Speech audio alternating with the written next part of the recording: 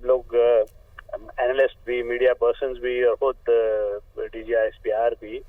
आके ये मीडिया में डिस्कस करते आए हैं। ये सारी चीजें हमारे सामने हैं, जैसे ये पूरा एपिसोड अनफोल्ड हुआ है तो बड़ा अच्छा उन्होंने बड़ी महारत से इसको समो दिया है, उन चीज़ों को, उन कंक्लूजन्स को,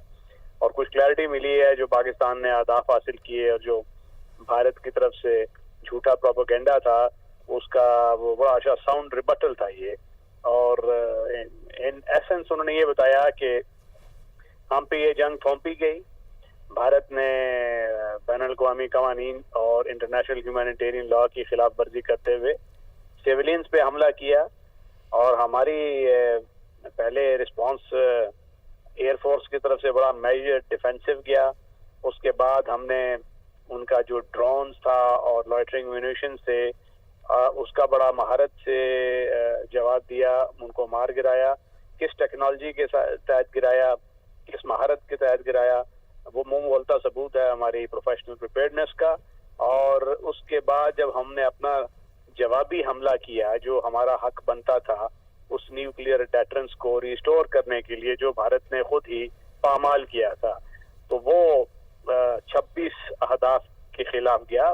उन तमाम अहदाफ का नाम उन्होंने लिया, और वो सारे फौजी अहदाफ थे जिसमें एयर बेसेस, एयरफील्ड्स और दीगर ऐसी तनसीबात थी, ब्रिगेड हेडक्वार्टर्स, पोस्ट्स, उनकी ब्रह्मोस मिसाइल उसका स्टोरेज की जगह थी, और उसके बाद S-400 जो उनका बहुत मोलक किस्म का एक हथियार था, जो उनकी फ़ज़ाई निगहबानी, फ़ज़ाई दिफा का ज़ामिन था, उसको ब्रीच किया गया और उसको निशाना बना के भारत को बता दिया गया कि आप हमारे टेक्नोलॉजिकल और जो कॉम्बैट फोर्सेस हैं उनके निशाने पे हैं, और इफेक्टिव निशाना लगेगा जब उनके फौजी तनसीबात का नुकसान हुआ। उनका मीडिया भी जो उस वक्त जंग के शोले भड़का रहा था और ऐसे जुनूनियत की कैफियत में था, उसको भी एक सोबरिंग रियलाइजेशन हुई। और जब इस रिस्पांस के जाने के बाद नुकसानात का तखमीना लगाया गया और लाइन ऑफ कंट्रोल से लेकर ये नीचे कांडला पोस्ट तक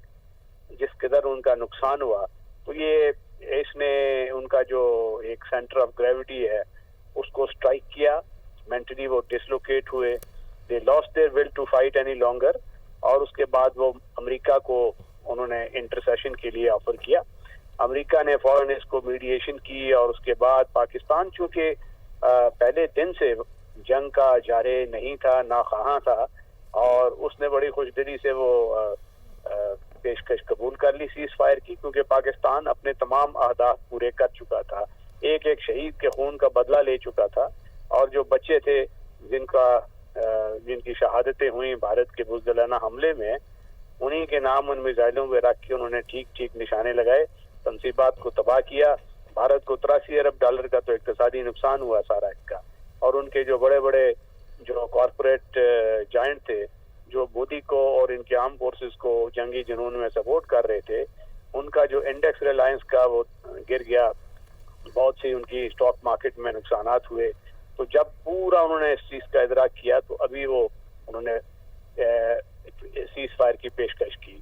और उनकी आर्म फोर्सेस ने भी इसका सुख का सांस लिया, क्योंकि ये जो सियासी अहदाफ उनको दिए गए थे वो बड़े एक तो वो नेबुलस थे, उनका कोई सेंस नहीं बनता था, और इंटरनेशनल लॉ की भी खिलाफ वर्जी उनसे करवाना चाह रहे थे, ह्यूमैनिटेरियन लॉ की भी करवाना चाह रहे थे, और उसके बाद वो पाकिस्तान। अच्छा ब्रिगेडियर साहब, थोड़ी सी इस पर रोशनी डालिएगा कि जिस तरह से सीज फायर के बारे में बताया जा रहा है, अभी उनकी जानिब से कहा गया कि पाकिस्तान ने पहले सीज फायर की ख्वाहिश की थी, जिस पर अभी DGISPR ने जवाब भी दिया, लेकिन कहा यह जा रहा है कि ऑन द ग्रेटर व्यू वहां पर जो ट्रंप साहब ने जो स्टेटमेंट दी है उनकी वजह से ये सीज फायर हुआ है। तो ये कैसा सीज फायर है? ये सीज फायर इंडिया ने दरखास्त की थी, ये लोग गए थे अमेरिका की मीडिएट करे, और अमेरिका ने अपना किरदार अदा किया मीडिएशन का, और पाकिस्तान ने वो दरखास्त कबूल कर ली। अब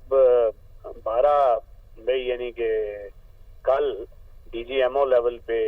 मीटिंग होगी, उसके बाद देखेंगे ये कि भारत इस पाबंदी करता है, नहीं करेगा तो मसल्ला अफवाज पाकिस्तान की तैयार है, कौम पामर्दी से मुकाबला करेगी। और चूंकि एक आलमी कुव्वत इसमें सालिस है, अब वो जो भी फरीक इसकी खिलाफ वर्जी करेगा तो वो आलमी कुव्वत को चाहिए कि वो उसको रोके। और जिस तरह भारत सफारती तन्हाई का शिकार हुआ है अपने इल्लीगल स्टांस की वजह से, तो वो मजीद इस तन्हाई का शिकार होगा इसके बाद अगर उसने सीज फायर की वायलेशन की। बिल्कुल सर, DGISPR की प्रेस कॉन्फ्रेंस ने वाज़ेह कर दिया कि we are peace loving nation but in case of aggression from the other side befitting response will be given. तो ये तो प्रेस कॉन्फ्रेंस होगी, इसके आपको लगता है कि अवाम भी इस तरह की एक प्रेस कॉन्फ्रेंस का इंतजार कर रही थी जिसमें सबूतों के साथ प्रॉपर बताया गया कि कहां कहां पर वार किया गया और एक एक लफ्ज जो कहा गया था, जो प्रॉमिस किया गया, वो पूरा हुआ? जी बिल्कुल, ये इस तरह की जो प्रेस कॉन्फ्रेंस है, आपने एयरफोर्स के रिप्रेजेंटेटिव को सुना, नेवी को सुना, आर्मी के जो रिप्रेजेंटेटिव को सुना, वो ऑथेंटिक होती है। और बहुत सी रूमर्स को भी ये ले टू रेस्ट कर दिया गया कि बहुत सा सोशल मीडिया से जो ये अफवाहें आती हैं तो उनका भी उन्होंने जवाब दिया। और हकीकत जो है फैक्ट्स बेस्ड वो सारा चीजें उन्होंने बताई। और ये सबसे बड़ी बात ये है कि पाकिस्तान ने अपने अहदाफ, ब्रिगेडियर साहब आप साथ ही मौजूद रहिएगा।